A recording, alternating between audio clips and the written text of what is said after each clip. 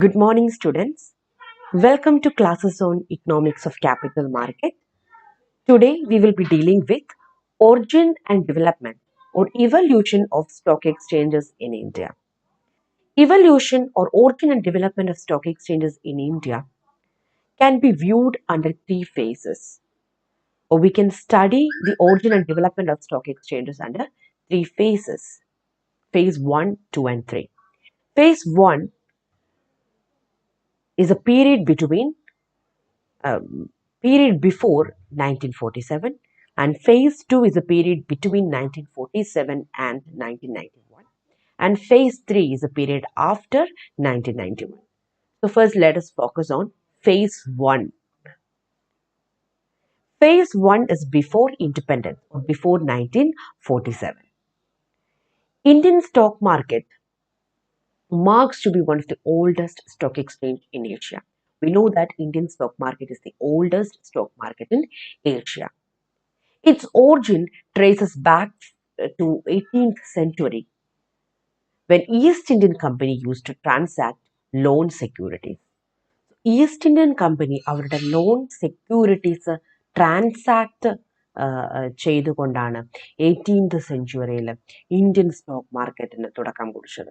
അപ്പം Indian stock മാർക്കറ്റിന്റെ origin 18th century തൊട്ട് നമുക്ക് കാണാനായിട്ട് സാധിക്കും. അപ്പം അവിടുത്തെ ആദ്യത്തെ ട്രാൻസാക്ഷൻ എന്ന് പറയുന്നത് ഈസ്റ്റ് ഇന്ത്യൻ കമ്പനിയുടെ ലോൺ സെക്യൂരിറ്റീസിന്റെ ട്രാൻസാക്ഷൻ ആണ്. In 1830s, trading on corporate stocks and shares in banks and cotton presses took place in Bombay.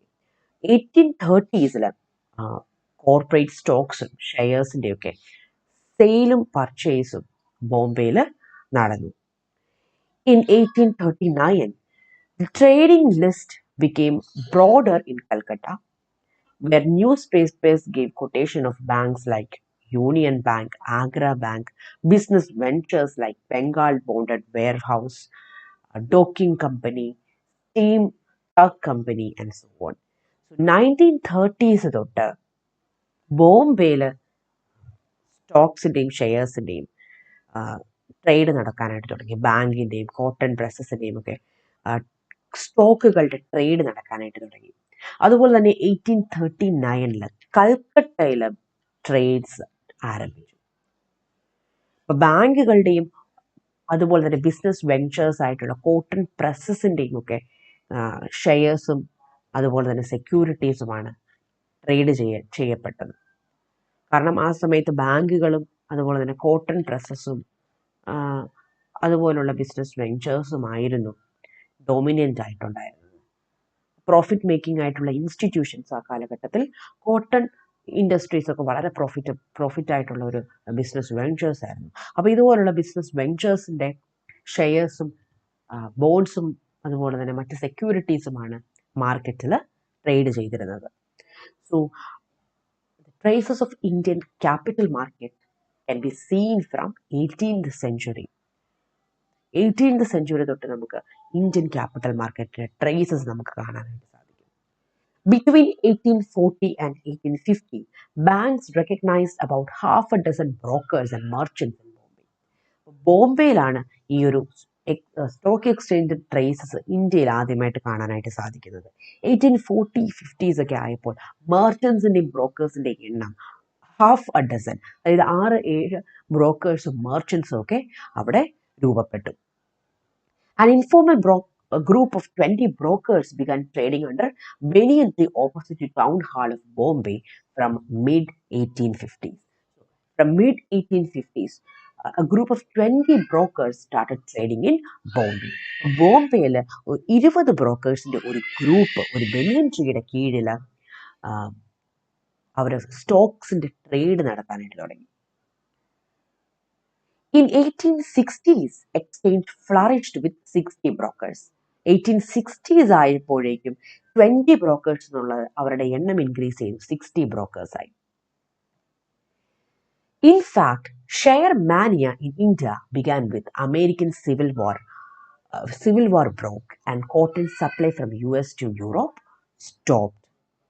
Further, the brokers increased to 250. അപ്പം 1850s മിഡിൽ 20 ബ്രോക്കേഴ്സ് മാത്രമേ ഉണ്ടായിരുന്നുള്ളൂ. 1860s ആയപ്പോൾ 20 എന്നുള്ളത് 60 brokers ആയിട്ട് increase ചെയ്തു.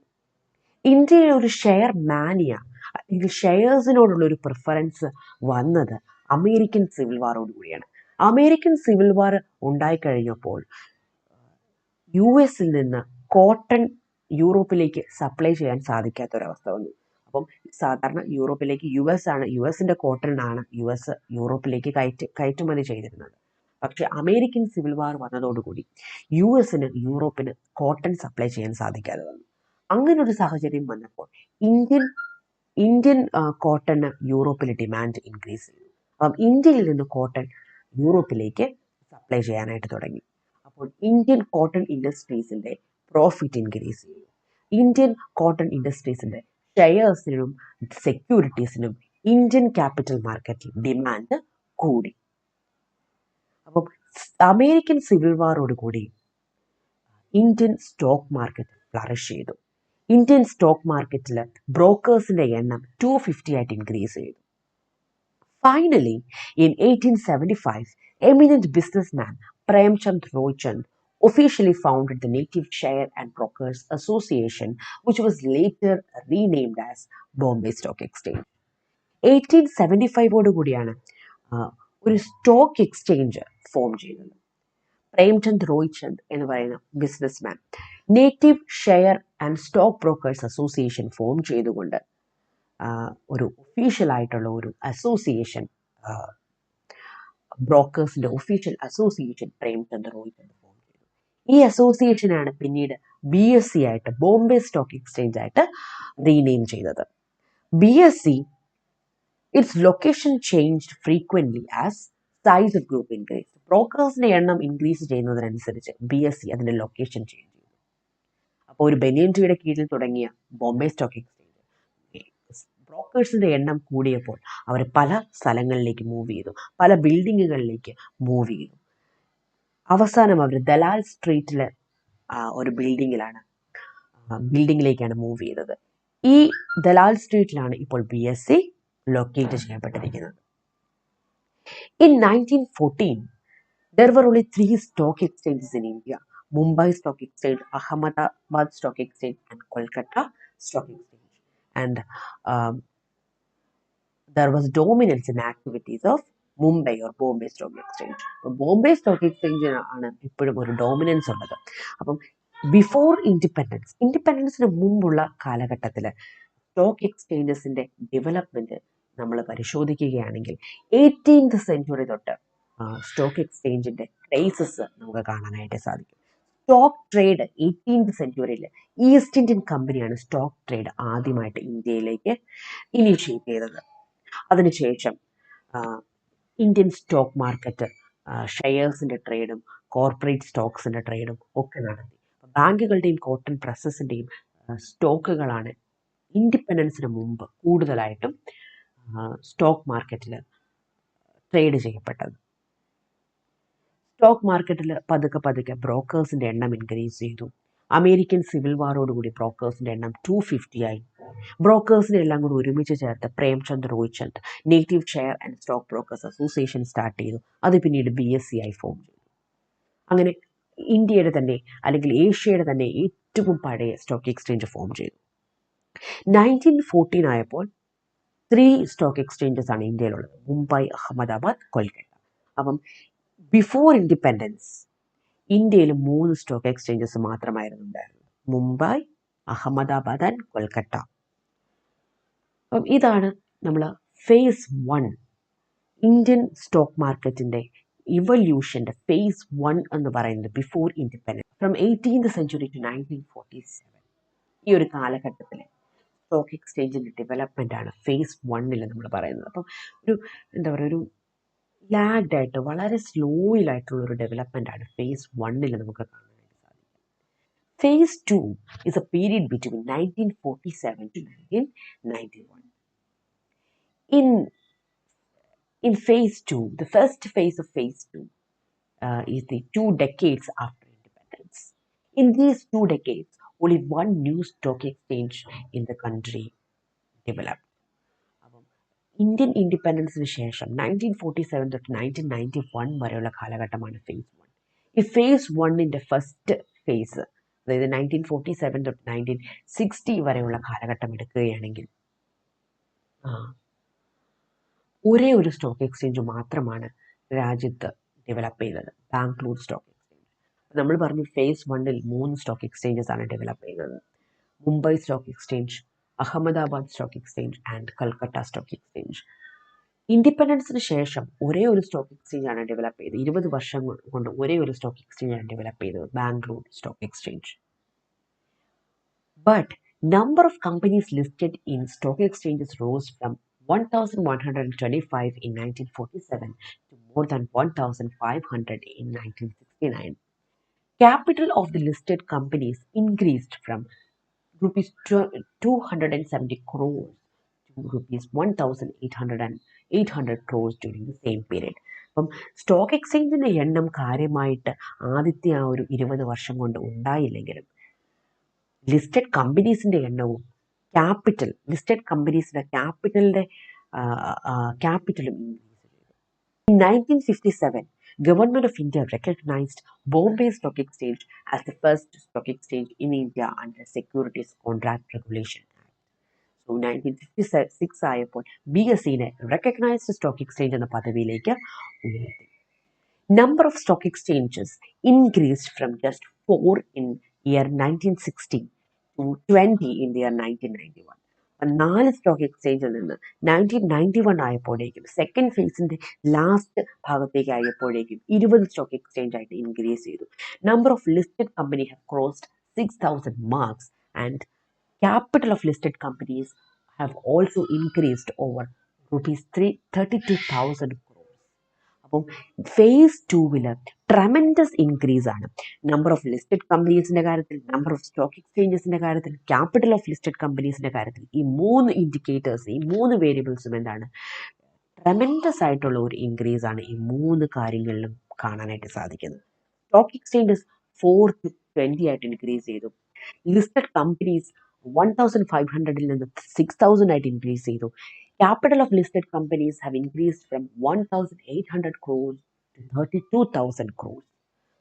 ഒരു ഹ്യൂജ് ഇൻക്രീസ് ആണ് ട്രേഡിംഗ് വോളിയത്തിൻ്റെ കാര്യത്തിൽ, ട്രേഡ് അവേഴ്സിൻ്റെ കാര്യത്തിൽ, മാർക്കറ്റ് ക്യാപിറ്റലൈസേഷൻ്റെ കാര്യത്തിൽ, നമ്പർ ഓഫ് സ്റ്റോക്ക് എക്സ്ചേഞ്ചസിൻ്റെ കാര്യത്തിലൊക്കെ സംഭവിച്ചത്. Trading pattern and investment objectives of people have underwent few changes during this face. ഈ കാലഘട്ടത്തിൽ ആളുകളുടെ ട്രേഡിംഗ് പാറ്റേണും അതുപോലെ തന്നെ ഇൻവെസ്റ്റ്മെന്റ് ഒബ്ജക്റ്റീവ്സും ചേഞ്ച് ചെയ്തു.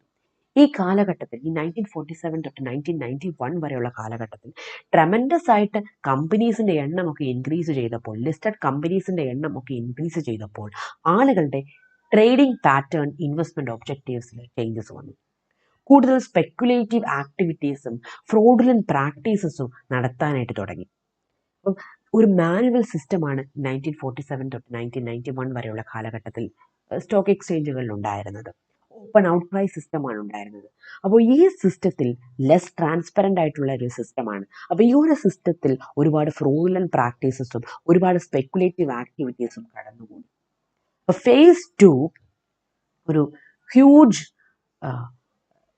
ഇൻക്രീസ് ആണ്. നമുക്ക് സ്റ്റോക്ക് എക്സ്ചേഞ്ചിൻ്റെ ഡെവലപ്മെൻറ്റിൽ ഒരു ഹ്യൂജ് ചേഞ്ച് ആണ് നമുക്ക് കാണാനായിട്ട് സാധിക്കുന്നത്. ട്രേഡ് വോളിയം ഇൻക്രീസ് ചെയ്തു, ലിസ്റ്റഡ് കമ്പനീസിൻ്റെ എണ്ണം ഇൻക്രീസ് ചെയ്തു, സ്റ്റോക്ക് എക്സ്ചേഞ്ചിൻ്റെ എണ്ണം ഇൻക്രീസ് ചെയ്തു, മാർക്കറ്റ് ക്യാപിറ്റലൈസേഷൻ ഇൻക്രീസ് ചെയ്തു. അങ്ങനെ ഒരു ഹ്യൂജ് ചേഞ്ച് ആണ് ഫേസ് 2 മാർക്ക് ചെയ്യുന്നത്.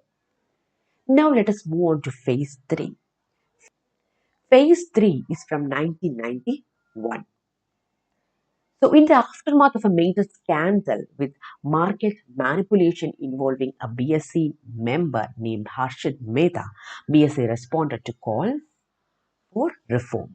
അപ്പോൾ 90s കാലഘട്ടത്തിൽ ഹർഷത് മേത്ത, BSEയുടെ മെമ്പറായുള്ള ഹർഷത് മേത്ത മാർക്കറ്റ് മാനിപ്പുലേഷൻസ് നടത്തി, മാർക്കറ്റിൽ ഒരു സ്കാം നടത്തി. ആ സ്കാം നമ്മൾ പഠിച്ചതാണ്, ഹർഷത് മേത്ത സ്കാം. ഈ സ്കാമോടുകൂടി മാനുവൽ സിസ്റ്റത്തിൽ നിന്ന് ഒരു ഇലക്ട്രോണിക് സിസ്റ്റത്തിലേക്ക് മൂവ് ചെയ്യാനായിട്ട് BSE തയ്യാറായി. BSEയിൽ ഒരുപാട് റിഫോംസ് കൊണ്ടുവന്നു.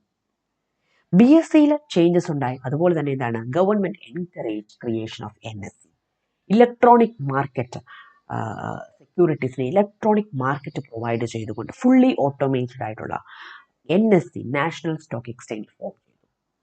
NSE started trading on 4th November 1994. With less than a year, NSE turnover exceeds BSE. NSE 4th November 1994 അവരുടെ പ്രവർത്തനങ്ങൾ സ്റ്റാർട്ട് ചെയ്തു. ഒരു ഇയർ എസ്റ്റാബ്ലിഷ് ചെയ്ത് ഒരു ഇയറിനകം തന്നെ NSEയുടെ ടേൺ ഓവർ BSEനെക്കാട്ടിലും ഇൻക്രീസ് ചെയ്തു. BSE അതോടുകൂടി എന്താണ് റിഫോംസിലേക്ക് പോയി. റിഫോംസിലേക്ക് പോയി. BSE ഓട്ടോമേറ്റഡ് സിസ്റ്റത്തിലേക്ക്, സ്ക്രീൻ ബേസ്ഡ് ട്രേഡിങ്ങിലേക്കും ഓൺലൈൻ ട്രേഡിങ്ങിലേക്കും മൂവ് ചെയ്തു. NSEയുമായിട്ട് ക്യാച്ചപ്പ് ചെയ്യാനായിട്ട് BSEയും റിഫോംസിലേക്ക് മൂവ് ചെയ്തു. The 2 decades have lapsed after India accepted the globalization policy as a weapon for financial sector reforms.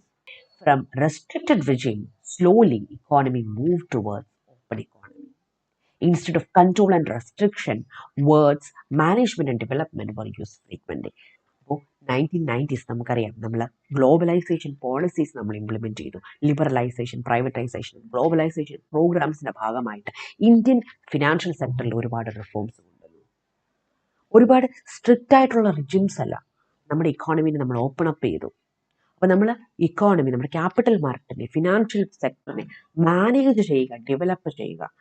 Control റെസ്ട്രിക്ഷന് പകരം മാനേജ്മെൻറ്റ് ആൻഡ് ഡെവലപ്പ് എന്ന് പറയുന്ന ആ ഒരു രീതിയിലേക്ക് നമ്മൾ മൂവ് ചെയ്തു.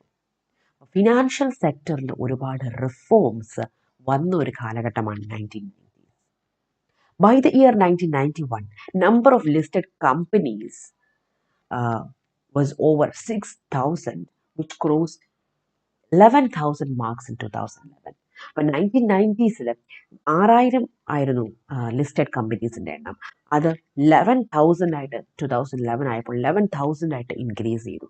Market capitalisation and daily trade volume have increased. Foreign investment have increased. Foreign investment have given a huge boost to capital market in India. 1991 ശേഷം എന്താണ്, നമ്മൾ മാർക്കറ്റ് ഓപ്പൺ അപ്പ് ചെയ്തു. നമ്മുടെ ഫിനാൻഷ്യൽ സെക്ടറിൽ ഫിനാൻഷ്യൽ മാർക്കറ്റ് നമ്മൾ open up ചെയ്തു. Globalisation, liberalisation, privatisation, ഈ ഒരു പ്രോഗ്രാംസ് വഴി നമ്മൾ കൂടുതൽ നമ്മുടെ ഇക്കോണമി ഓപ്പൺ അപ്പ് ചെയ്തു, നമ്മുടെ ഫിനാൻഷ്യൽ മാർക്കറ്റ് ഓപ്പൺ അപ്പ് ചെയ്തു, ക്യാപിറ്റൽ മാർക്കറ്റ് ഓപ്പൺ അപ്പ് ചെയ്തു. ക്യാപിറ്റൽ മാർക്കറ്റിലേക്ക് ഒരുപാട് ഫോറിൻ ഇൻവെസ്റ്റ്മെൻറ്റ് വന്നു തുടങ്ങി. ഇതോടുകൂടി കമ്പനീസിൻ്റെ ഷെയർ പ്രൈസസും ഒക്കെ ഇൻക്രീസ് ചെയ്യാനായിട്ട് തുടങ്ങി. നമ്മുടെ ഇന്ത്യൻ ഫിനാൻഷ്യൽ സെക്ടറിൽ ഒരു വലിയ ചേഞ്ച് 1990s ശേഷം കാണാനായിട്ട് സാധിക്കും.